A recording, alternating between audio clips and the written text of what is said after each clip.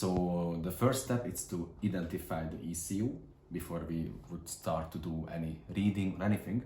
So it usually, even if you don't know from what car it's coming from, it usually has the number on it. So just like Google it up, make sure you know what ECU you're dealing with.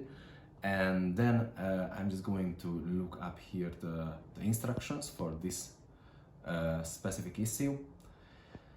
And then just basically follow the instructions very carefully. Make sure you're using you pin out the correct pins on the ECU.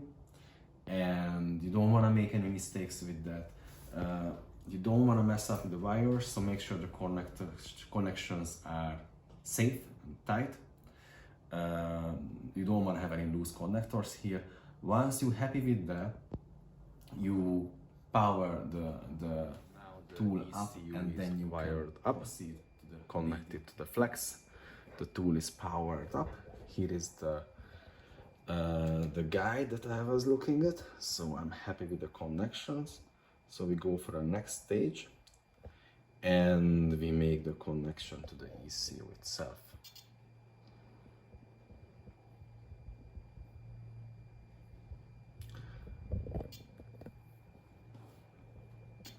You see in the bottom we have more information about actually what's going on. So the tool has been checked, the password, everything, and it's fine. And now we can attempt to go for different type of reads. So I'm always going with the full backup, and this is when the tool actually started to read the ECU. So now we're extracting everything.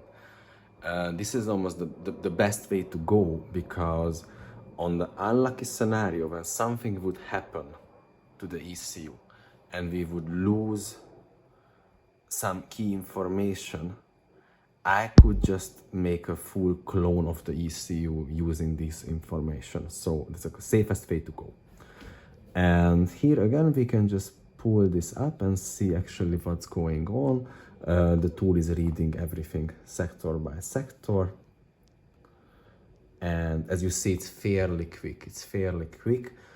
I was surprised how much faster to work on a bench comparing that to the OBD, because like some cars it takes like an hour to read, an hour to write an OBD, and the longer you keep the connection on, you're more exposed to the potential damage of the ECU. So it's amazing, like instead of spending 2 hours, if you made the connection to the ECU on bench like that, you basically can read the full ECU in about 2-3 minutes. Way much faster, way much safer. Again, here we have the information to the voltage, everything, just keep eye on it. Make sure everything is fine.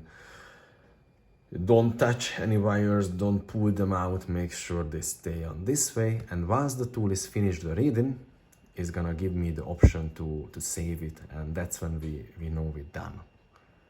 And this point, I can just save all,